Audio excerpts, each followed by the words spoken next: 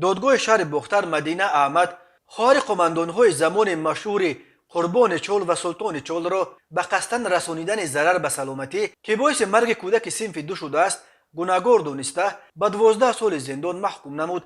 در این باره مرتضی مصطفی دادرس دادگاه شهر بختر به از پلیس خبر داد.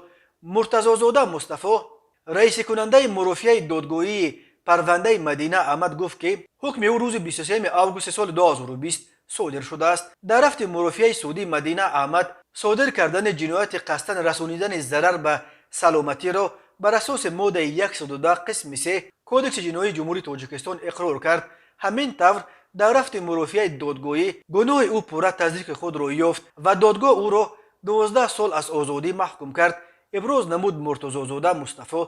یادآور میشویم که مدینه احمد سال تولدش 1995 زاده نویه کوشانیان خواننده صنف دوی مکتب میانه رقم 8 شهر بختر زیادالله رازقوف را روز 27 ماه سال روان در منزل اجارهشان با تسمه میانبند چرمی مردانه لطو کرد و در نتیجه کودک خردسال به هلاکت رسید. محکوم شده مدینه احمد سبب لطو کودک را در وقت تفتیش پیشکی شرح داده گفته است که زیادالله رازقوف جان شوندش از همیان او 200 سامانی را گرفته است. مدینه احمد خواهر قماندانهای یک زمان در منطقه کولاب مشهور و پرنفوذ قربان چول و سلطان چول است. مدینه احمد سال 2019 دانشگاه دولتی شهر بختر را ختم کرده به حیث یاور مدیر مکتب میانه رقم 8 شهر بختر کار میکرد. اتفاقا در همان مکتبی که کودک از دست او کشته شده زیادالله رازقوف هم همانجا تحصیل میکرد.